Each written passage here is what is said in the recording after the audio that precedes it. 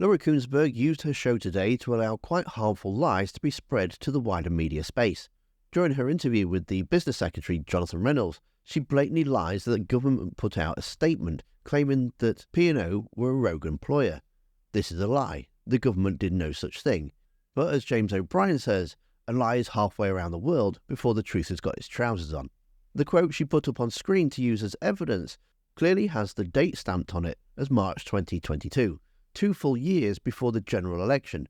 And she must know this because she's reading it from her script.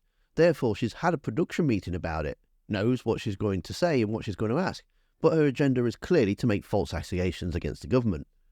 She does correct herself later on, but it's unlike the election where they had this big fact-check banner and made a big thing of it to make sure that public knew what was being said was accurate. She just kind of passes it off in a small hushed line of, yeah, well, it wasn't quite the government statement it was supposed to be, and it was said in opposition. But it's not ending there. She then goes on to allow Robert Jenrick to lie about the Good Friday Agreement. In some proper journalistic questions put forward by the public, not the actual media, the public actually hold him to account. I'm quite surprised that she allowed these questions, to be fair. In the questioning regarding the ECHR and how it relates to the Good Friday Agreement, Jenrick was allowed pretty much to spout nonsense.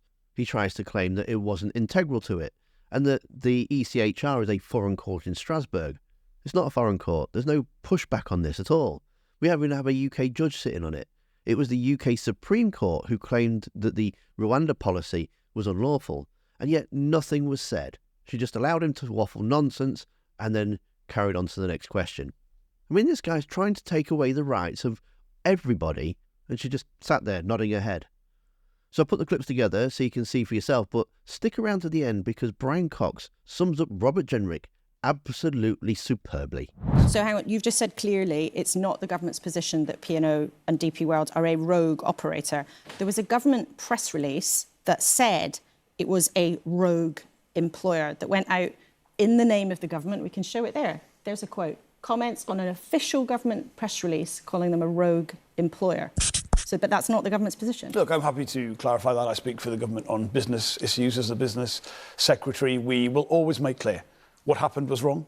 That's why we're changing the law to make sure it can't happen again. But hang on, where so the companies Transport accept that Secretary change. is not speaking for the government. You are speaking for the government. Well, look, I can tell you what the government's position is, and I can also tell you, by the way, that I work with the Transport Secretary on a whole range of issues integral to getting inward investment into the country. She's part of the team that has produced and you will see in just a day's time the scale of investments that can come to the UK because of the different platform But this is really important because one thing that you've said lots of times in this studio, that Keir Starmer has told the public many times, is that Labour will bring clarity and they will bring competence and they will give a clear message at all times, particularly to business, and that here we have in a matter of days the Transport Secretary giving one position, the Business Secretary then saying that's not the position, an official piece of government communication going out into public saying another position. It doesn't look very good, does it? And just to clarify, the press release that we showed was a press release from when you were in opposition, so just to be clear about that.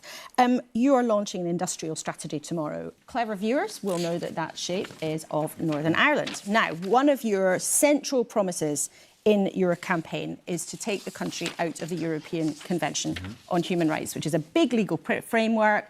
The UK has been part of it for decades. And it's important because when it comes to Northern Ireland and the Good Friday Belfast Agreement, it's in that text as being something that is absolutely vital. Ian Cork wants to know, can you explain what leaving the ECHR would do in terms of the direct impact on the Good Friday Agreement? Well, if I can just step back and say, why do we need to leave the ECHR? Well, we talked about that last time you were on the programme. Well, it's important just for your viewers just to know. I don't approach this from an ideological perspective. Really? I approach it from a practical one. What I saw at the Home Office was a British state unable to do its most basic duty, secure our borders, keep the public safe. I wouldn't do this lightly. It's not reformable. There's 46 member states from Andorra to Iceland to Turkey. You'll never get unanimity. But there's a specific what we need to do is ensure that there isn't a knock-on consequence in Northern Ireland. So how would you do that? The Good Friday Agreement is not reliant upon the ECHR. It's a fundamental part of it. Well, it envisages a Northern Irish Bill of Rights, which would protect the citizens of Northern Ireland domestically according to the ECHR. And that's what I propose. I propose that we have a British Bill of Rights. or indeed a Northern Irish Bill of Rights, which does what the spirit of the Good Friday Agreement suggested and protects the rights of those citizens. But the Good Friday Agreement explicitly says that the ECHR is part of the legal framework there.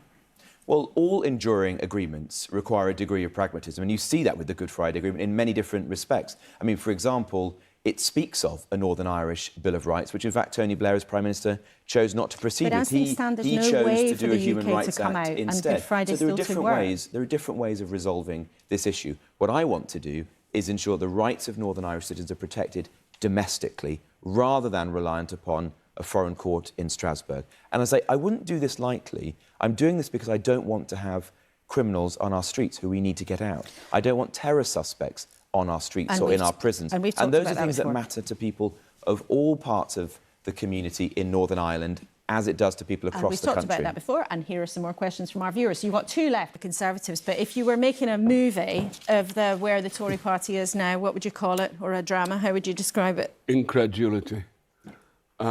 They're incredulous. They are ridiculous. That was ridiculous, completely ridiculous. I thought, I couldn't understand. I thought, what is this man doing? Who is he? We have an expression in Scotland, which is, his head is full of mince. Do you know what that means? I know what that means, but explain it to our viewers, because they don't all have the same Scottish lexicon as you and me. Well, it means that he just doesn't know.